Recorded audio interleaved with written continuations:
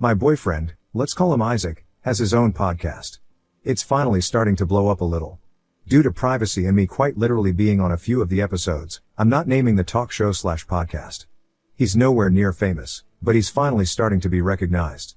I used to be the main co-host, but I've been too busy with work lately to be overly active on the show. Obviously, you can't have a podcast with one person. That's kind of boring. So Isaac told me he found someone to have as a more constant co-host when I'm not available. I told him that was great and asked him who it was. He told me her name was Abigail and sent me her Instagram. It didn't seem like he was hiding anything, so everything felt fine. But about a week later, we were having dinner with our friend group when Isaac's best friend, Josh, told me in front of everyone that he was surprised about how cool I was with Isaac working with his ex-fling. Let's say my reaction was the complete opposite of cool. I was more upset that Isaac lied to me than anything. Why would he feel the need to lie about something like that? I like to consider myself pretty laid back about these kinds of things. Would I have felt awkward? Yes. But the show is recorded in the apartment that me and Isaac share, and I seriously don't see him cheating on me. We're really serious and have been talking about marriage lately. But the fact that he lied? It's the only red flag he's really shown me, but I just feel really weird about it. When we got home, I made him talk to me about it. About a year before he met me, he met Abigail and had a friends with benefits relationship with her. Apparently he ended things with her because he wanted something more serious, something with labels, and she didn't. Once again, not that disturbing or weird. But he still lied to me. And the way that his best friend said it was almost in awe, like the idea was unbelievable, making me think there's more to the story. I told Isaac I don't feel comfortable with him and Abigail because if he felt the need to lie to me about working with an ex-fling, it's probably not the best idea. He said he really needed someone who could be a constant co-host on the show if I couldn't, and I said he would just have to find someone else because I was not comfortable with this. I told him maybe I would have been if he didn't lie, but he lost that chance. I kept going far enough to say if he kept talking to her I might have to reconsider our relationship. He eventually agreed, but he's been giving me the silent treatment for the last couple days. Our friend group knows what happened, due to the mid-dinner announcement. It's split 50-50, some of my friends think I should cut him some slack and he didn't mean to lie. They're saying Isaac is a good guy who just didn't want to hurt my feelings, but I have a really bad feeling about this. Now I'm worried I really did overreact. Other things like this have happened before, now that I really think about it. But so many of our friends are saying I'm overreacting over a small mistake and I think they might be right. Now that I think about it, small things like this have happened in the past. But the thing is, I love Isaac. I'm willing to keep trying for him. I just can't get the sick feeling out of my stomach. The friends on my side think I should continue to talk to him about this, but I don't even know what to say at this point. I really need some advice. Edit, for all of the people going straight to break up, I do want to make it known that I really love this man. We've been dating for 4 years. We have a child, I'm kidding, she's a cat. I understand that ending things might be the only option, but right now I want to focus more on advice than hearing how I should end things. Isaac has been with me during one of the hardest periods of my life, losing my sister. He is strong and kind and in the nicest possible way, an airhead. If breaking up becomes necessary, we'll switch gears. But all I need right now is some brutal honesty and advice on what I should say to him. Edit 2, he does have another job due to the fact that we can't survive off my money and the podcast alone. He works today, and I work tonight. I'll only have an hour to talk to him and I want things to be a lengthy conversation, so I'm going to wait until I'm off on Friday. I don't know what exactly I'll say, yet, but I'll figure it out. Thank you for all the responses and I'll make sure to update. Update 1, August 3, 2024. I'm hoping this will reach all of the people that saw and commented on my post. First off, I want to thank you so much. To the ones of you who helped me think of questions to ask him, I cannot thank you enough. I was diagnosed with severe anxiety when I was 10 years old. I spent all morning pacing and had a minor anxiety attack before talking to him. Normally things like this make me burst into tears, no matter how major or minor. But I'm proud to say I held my ground. He brought me coffee this morning, something he almost always does. He's been talking to me more now, but there's still this weird distance between us. He brought me coffee, kissed my forehead, and we ate breakfast together. He told me about work and everything felt so perfect, but I knew deep down it wasn't. That this nagging feeling would never go away if I didn't talk about Abigail. So in the most uncouth way possible, I blurted out, "We need to talk." Isaac tensed and finally nodded, surprising me by saying, "We do." 1 point to anxiety. We talked for around 2 hours. I'm going to summarize our conversation. The first thing I asked was how long they've been in contact. He told me that the way they met was from being in the same psychology class in college and being in a study group. This added up. I know that he's still close with that old study group. Some of the guys in that group are his best friends. Josh being one of them. He told me they've stayed in contact through that group chat, but haven't talked one-on-one until recently.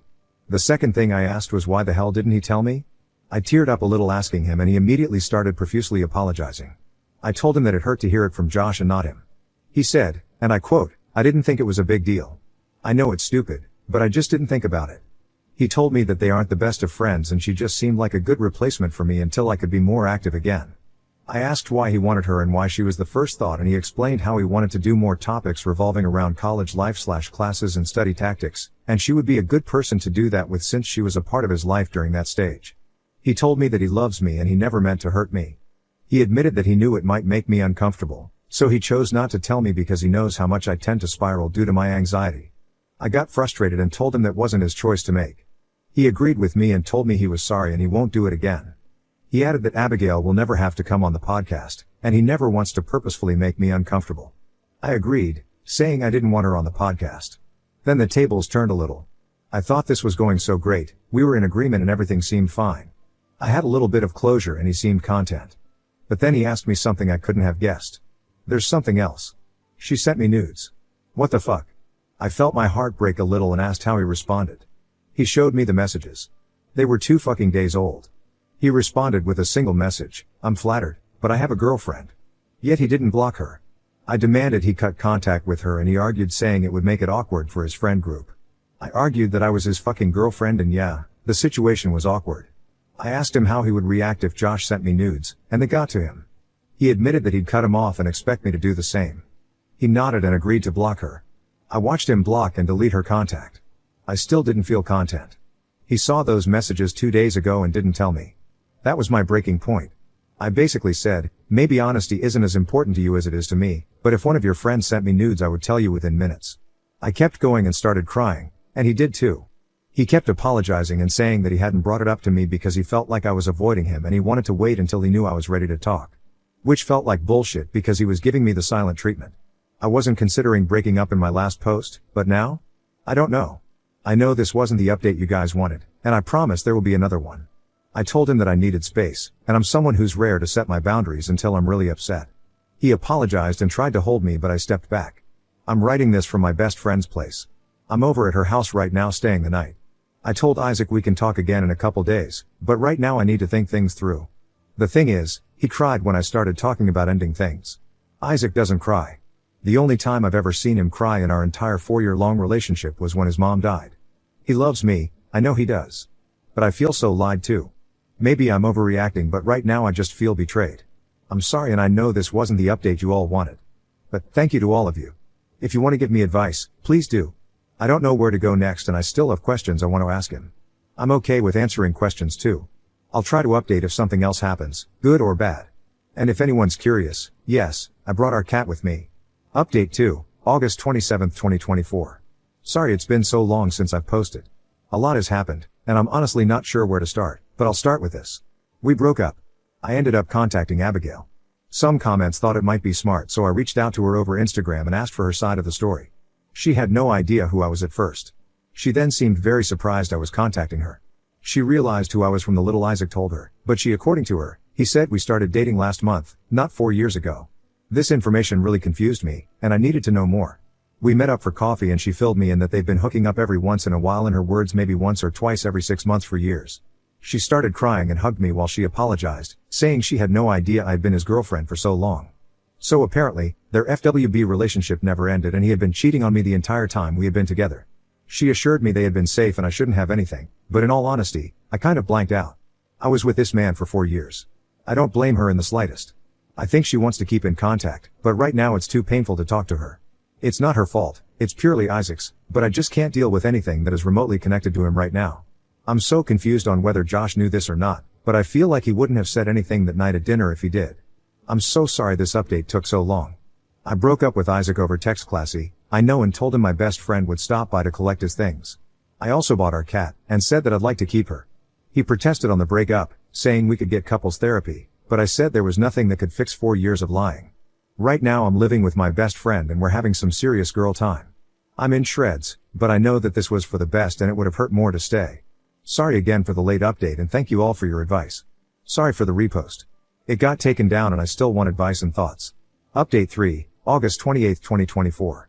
This is the final update. I wasn't even going to write this, but I thought it would be a slightly happier ending for some of you guys and in all honesty, for me. Josh ended up calling me last night. At first, I didn't answer in fear it was really Isaac trying to contact me through him, but after the third call I did. This guy sounded pissed.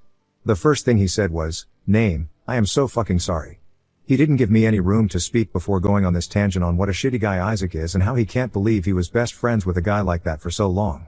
He told me that he made a spontaneous stop by at my old apartment, something that wasn't unusual for him, and was confused when he realized I wasn't living there anymore. Isaac admitted to cheating on me, something Josh didn't know, but had suspected. You guys were right. He said that comment to warn me. Some things I've come to realize is Isaac was possessive. He wouldn't let me hang out with our male friends one-on-one. He was always lurking next to me. Josh told me he alerted our entire friend group of what Isaac did, and while 2 or 3 of the guys took Isaac's side, what the fuck, the rest felt terrible for me. They cut contact with Isaac and those couple guys. Josh told me that if I need anything, he would love for me to ask him, and he apologized again, saying he should have told me earlier when he thought he'd seen the signs, but he never would have assumed Isaac had been carrying this infidelity for so long. So yeah. I guess I could do another update if anything big happens, but this is where I stand. Relevant comments where Op has replied, what made Josh suspect the cheating? Oop, last year I was away for a week because me and some friends went to the camping. Apparently he did one of his stop beats to see if Isaac wanted to hang out and Isaac wouldn't come to the door. Josh thought he heard a female's voice and some noises. Isaac ended up telling him I had been on the phone with him, which is BS because I had no service for that entire camping trip. Oop, when told to hook up with Josh I already said this to a reply up there, but Josh is the last person I want to see right now. And frankly, I don't want to date anyone. I just found out the man that I wanted to marry has been cheating on me for our entire relationship. I'm probably not going to go back into the dating pool for at least a year, and I'm someone who likes some heavy emotional connection before sleeping with someone. Josh is a great friend, but in all honesty it was hard to just hear his voice over the phone knowing that he was so heavily tied to Isaac. Next story. Dead BFF's mom showed up claiming my husband was the father. The truth was far worse than I could have imagined. I don't even know where to start. The past 6 months have been an absolute clusterfuck, and it only seems to be getting worse. My best friend since elementary school, who I'll call Alice, passed away in February from cancer. She had a 2-year-old daughter who went into the custody of her mom after she passed away, who I'll call Alexis. Last month Alexis showed up on our doorstep unannounced, telling my husband he needs to take responsibility for his child and either take custody or start finally paying child support. She says that Alice had told her when her daughter was born who the father was, but didn't want anything to do with him. To answer the inevitable, Alice was a traveling nurse and made a lot of money, which is the only reason I can think of for why she didn't go for child support. During this conversation my husband had the worst panic attack he's ever had, so we had to end the conversation before I could get more details. My husband's story is, I don't even know he said that Alice's daughter is probably his, but that it isn't what I think. Almost 3 years ago we threw a large housewarming party as we just moved into our dream home, after I finally finished residency and was set to make real money for once. Alice was in town, and set to be at the party, but I was called into work before she got there. I didn't get back till after 3 a.m., party was winding down, my husband was passed out upstairs, and Alice had already left the party, which at the time I did find strange as we hadn't seen each other in months. My husband claims he woke up in the middle of the night to Alice on top of him, but he passed out again before he could say anything. He claims he never told me because he was worried I wouldn't believe him, which I don't know if I do. He showed me some texts he sent his best friend the next day asking for his advice about him thinking someone raped him. But if he cheated he could have had that conversation as evidence, especially since he never said Alice specifically.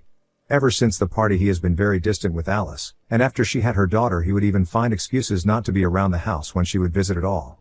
I don't know if that's because he cheated, or if Alice did actually rape him and this was his trauma response.